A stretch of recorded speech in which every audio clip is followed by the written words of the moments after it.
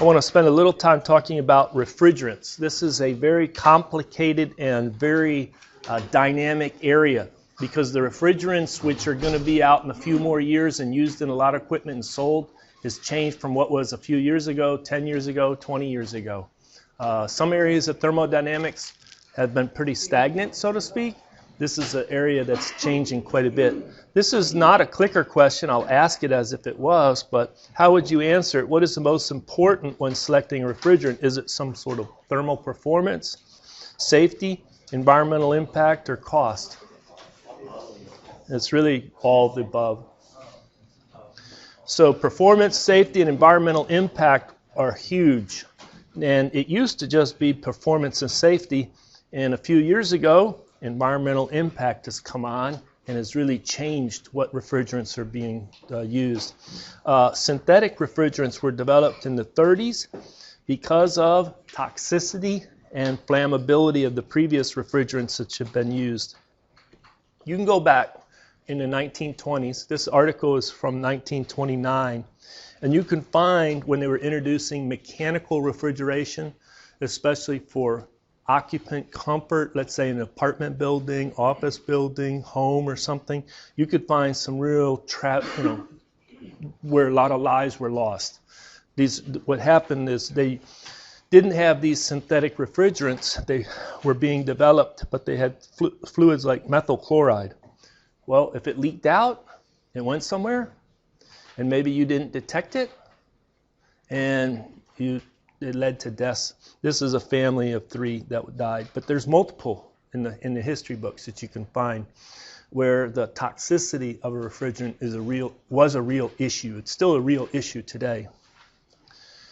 So many synthetic refrigerants used, such as CFCs and HCFCs, really what they're very stable molecules, and here's some depiction of R22, which you can see there's a carbon, a hydrogen, a chlorine, and 2 fluorines. And so the fluorine gives it, that F gives it that, for a large molecule, gives it a low vapor pressure. So it can change phase from liquid to vapor. So the chlorofluorocarbons, R12 was very popular. And then R22, also very, very popular, hydrochlorofluorocarbons. But they've gone by the wayside, especially because of the chlorine, the Cl. I don't have a lot of time to talk about it, but any refrigerant, synthetic refrigerant that had chlorine in it was basically outlawed in around 87. There's always a phase in, or a phase out of the project. But it was the Montreal Protocol Agreement of 1987.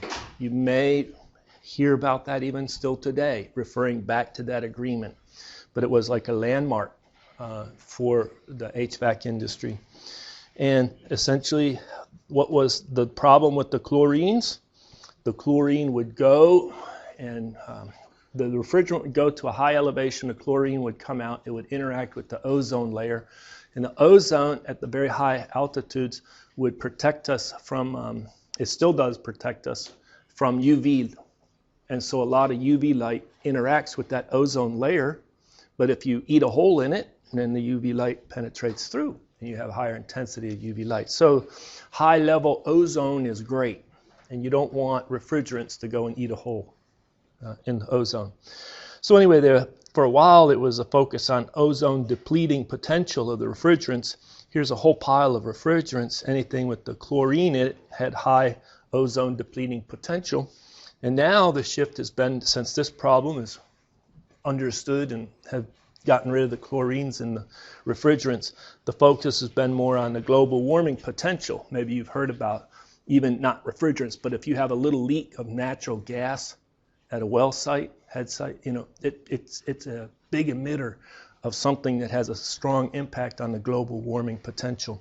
So refrigerants also have that. So you may find that some have a large global warming potential, but maybe a small ozone depleting potential. What would you really like from a lot of refrigerants?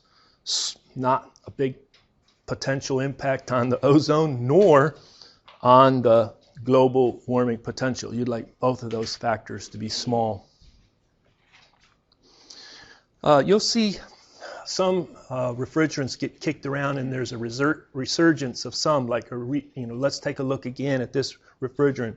Like a lot of emphasis on natural refrigerants, things that are already in the atmosphere in significant quantities, so that if they're released, it's not an imbalance. But CO2, they even have the R744 is the refrigerant number for CO2. It's a refrigerant. You can take a look at a lot of documents. I just don't have time. We could spend a whole semester just on refrigerants and refrigeration. But a number of students have left here, and I remember one came back who was talking to me. He said, the company started at, the first thing was, we want you to investigate using CO2 in our new line of compressors and refrigeration systems. How would you like that as a task? But that was a true task. Basically, you have very high pressures.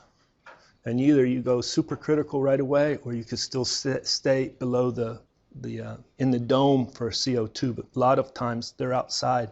They're in the condensing. They're supercritical when they condense. But there's a lot out there that's fairly recent on using CO2. Well, this company Train in just last summer puts out. Oh, we're going to adopt the brand new low global warming potential refrigerant. I don't recognize the number. Things continue to change. And the numbers that were used a few years ago may fall out of favor. This one was last summer, or last March, about a year ago, 2016. It's available on the internet if you want to learn more. I was going to try and summarize it, but there's 21 slides. Just of what's happening in the refrigerant world. Things are transitioning, things are being phased out, things are being adopted, especially on the global warming potential. Here's the first clicker question. So refrigerants, do you want it to have an high ozone depleting potential and a low global warming potential, or what? You can think about it. Your choices are, do you want low, high, or low, high?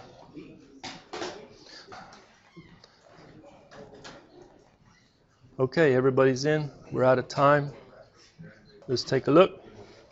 And low is good. Don't deplete the ozone and don't contribute to global warming.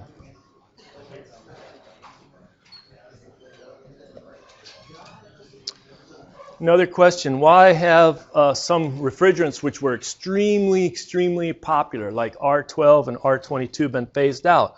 Are they too expensive, harmful to the atmosphere, toxic, flammable, or the manufacturers in Montreal and Protocol agreed to stop making them in 1987? Everybody in? All right.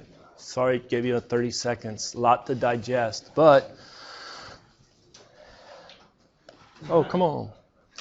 It's the atmosphere. Ozone. That was the big one, and then the second on the atmosphere is global warming. This always throws them for a loop. It was the Montreal Protocol. It's not like two cities, and it was an agreement reached in '87 that was international. It's not like some manufacturers in a city stopped making it on strike or something. But sorry about that. Carbon dioxide continues to be considered as a refrigerant for air conditioning applications because it has a ozone depleting of 0 and a global 1. Everything's benchmarked to 1. So this is the correct answer. No clicker on that. Which of these fluids has not been used as a refrigerant? This tests your knowledge. That's a little broader. Do you want to give 30 seconds or not? No. 30 seconds. But this is a below the belt, right? It's like, hey, how can you give me a question on something that you didn't tell me the answer to before you give me the question? What sort of instructor are you? Yeah. But this one's really hard. So that the time is up. Did I talk a little bit about methyl chloride? And it led to a lot of deaths in the late 20s. A lot of deaths, not just 5 or 10, a lot throughout the world or the United States. Now, this one is difluoroethane. Does it sound like some of those? Yeah, that's the carbon dioxide I talked about. This one I didn't talk about, but yes, propane is one. But this one, does anybody know what that is? It's a colorless, soluble liquid used as a solvent, and you put it mixed with water in your automobile radiator. That was a low blow, I admit. You got it? Oh, let's grade it then. 50% figured it out. Very good. What percent of refrigerants eventually leak into the atmosphere? What percent? Let's say my parents bought some appliance that had refrigerant in it in 1960. Where did that stuff go in the last 50-some years? Recycled and safely disposed of, or leaked into the atmosphere?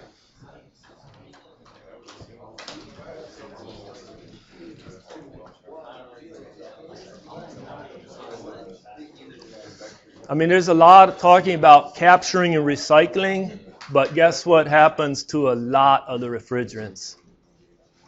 So this is the CFCs, HCFCs, and HFCs are all part of a family of gases known as F gases or fluorocarbons, this refrigerants. Many experts agree these are verbatim out of a report put out by Greenpeace. Excellent report. But many experts agree that basically all of these F gases produced will eventually be released into the atmosphere. Some, yes, if you're very conscientious, you can get recycled.